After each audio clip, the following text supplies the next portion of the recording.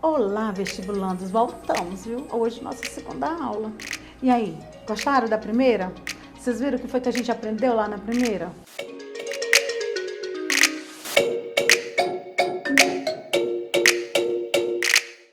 A gente aprendeu o que é redação, que a redação é um texto, que o texto é usado no processo de comunicação e que para eu me comunicar, eu tenho que saber redigir um texto. Senão, a gente volta de novo pro chacrinha. Quem não se comunica, se estrumbica. Bem, hoje a gente vai entrar realmente na nossa aula. Primeira coisa, antes de eu mostrar um texto para vocês, que a gente vai poder analisá-lo, eu gostaria de mostrar uma coisa muito importante. Se vocês observarem nesse material, está escrito redação, textualidade, parágrafo padrão. Bem do lado está escrito unidade, coerência, coesão, clareza. A gente vai ver cada uma delas. Não se preocupe, não se estresse, que nós vamos falar sobre cada uma dessas meninas. Eu digo que essas 4, unidade, coerência, coesão e clareza, vocês já ouviram falar das meninas superpoderosas? Pois é, elas são as nossas meninas superpoderosas. São elas que vão dar amarração ao texto. Lembra da coxa de retalho? No costurar, a costureira usa linha para ir costurando os retalhos.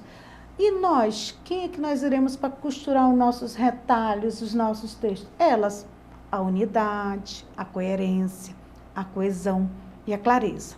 Então, elas são nossas meninas super poderosas. Não esqueçam dela. Mas antes de chegar até elas, que a gente vai ver, cada aula a gente vai falar de uma delas. Então, o que eu quero primeiro que vocês vejam? Redação. Aí vocês viram ali textualidade. Por que redação é textualidade? Porque tudo que eu escrevo na minha vida é texto. Pensem bem. Tudo que eu escrever na minha vida é considerado texto? Texto vem do latim texto, como nós já vimos. O texto é tecido. Então, o tecido é uma amarração que tem como objetivo maior a comunicação. Isso aí a gente observou, a gente viu na primeira aula. Agora, hoje, pergunto de vocês. Textualidade. Tudo que eu escrevo é texto? Pensem aí rapidinho. Já conseguiram descobrir? Pois bem, infelizmente não. Sabe por quê? Porque para ser texto, ele tem que ter textualidade. E para ser textualidade, ele tem que ter unidade, coerência, coesão e clareza. E aí, se nós não tivermos essas criaturas, ele não é um texto, ele não tem textualidade, tá certo? Então, tome muito cuidado com isso. Vamos ver um exemplo?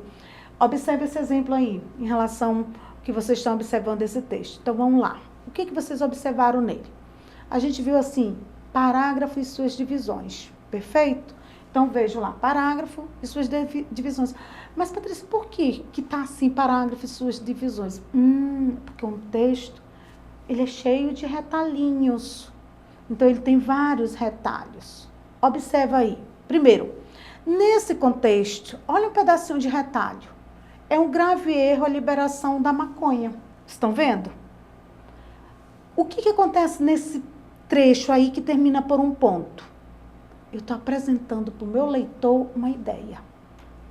Então, quando eu apresento para o meu leitor a ideia, ele já sabe do que vai tratar o meu texto.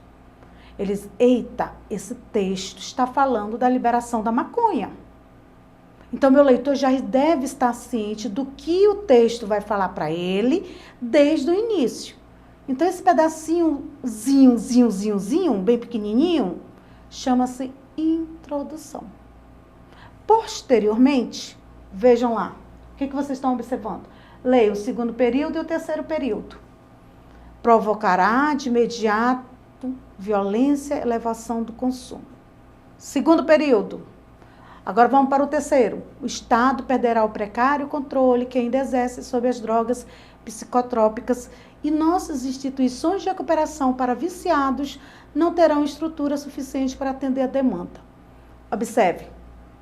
Em cima, introdução. O que tem aqui em cima dessa introdução? Apresentação para o meu leitor. Do que meu texto vai falar. O que tem nos 2 segundos períodos posteriores? As ideias que eu estou desenvolvendo. O que ele diz lá em cima? Que é um grave erro. Por que é um grave erro? Ele mostra duas ideias. Primeiro, porque vai trazer uma violenta elevação do consumo. Segundo, o Estado vai perder o controle sobre isso.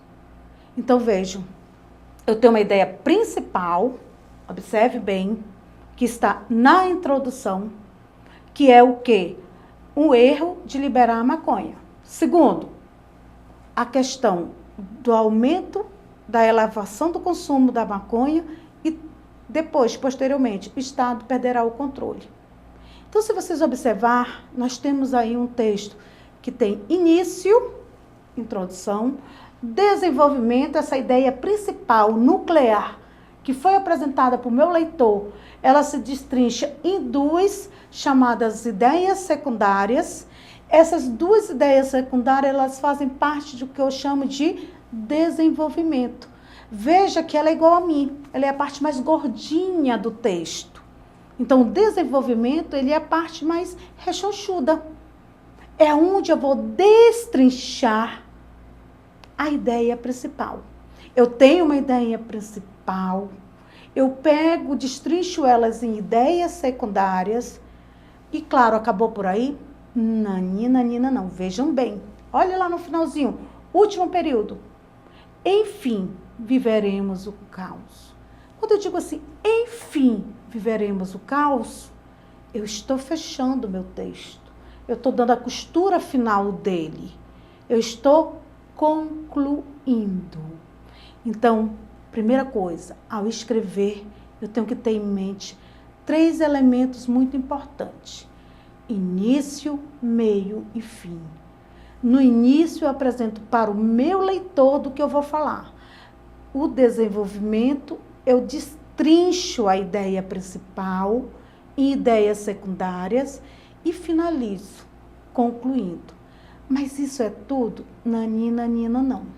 Mais uma vez, prestem bem atenção nisso. Olha lá em cima, bem no início do primeiro período, nesse contexto. O que tem nesse contexto? Ele nos remete a uma ideia anterior.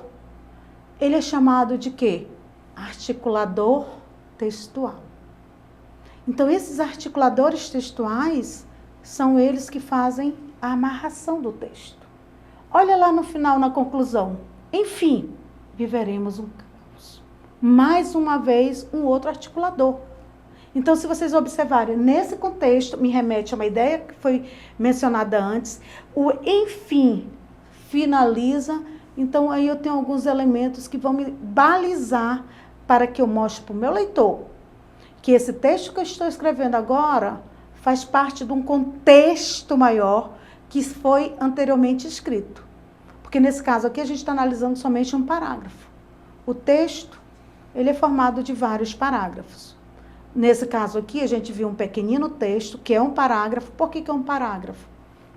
Porque ele é formado com, antigamente, né, era um recuo de parágrafo. Hoje, com tendência moderna, você já encosta na margem. Mas sempre um novo parágrafo, eu faço esse recuo da margem e deixo ali preservada uma ideia. Então, o parágrafo é formado de períodos. E os períodos formados de orações. E as orações podem ser subordinadas e coordenadas, como vocês veem em gramática. Aqui na prática, a gente está trabalhando todo aquele conteúdo de gramática. Redação nada mais é do que colocar em prática nossos conhecimentos gramaticais. Tá certo? Então, a gente quer hoje mostrar para vocês a estrutura de um texto. E a partir de agora, a gente vai destrinchar cada elemento desse, que dá textualidade. Então, até a próxima aula. Estudem e vamos continuar essa jornada. A gente vai continuar com vocês até a gente conseguir o nosso objetivo, que é passar o nosso conteúdo de redação e fazer com que vocês produzam um texto maravilhoso. Quero ver todo mundo lá dentro da Federal, hein, gente? Vamos lá. Até a próxima aula. Beijão, meninos.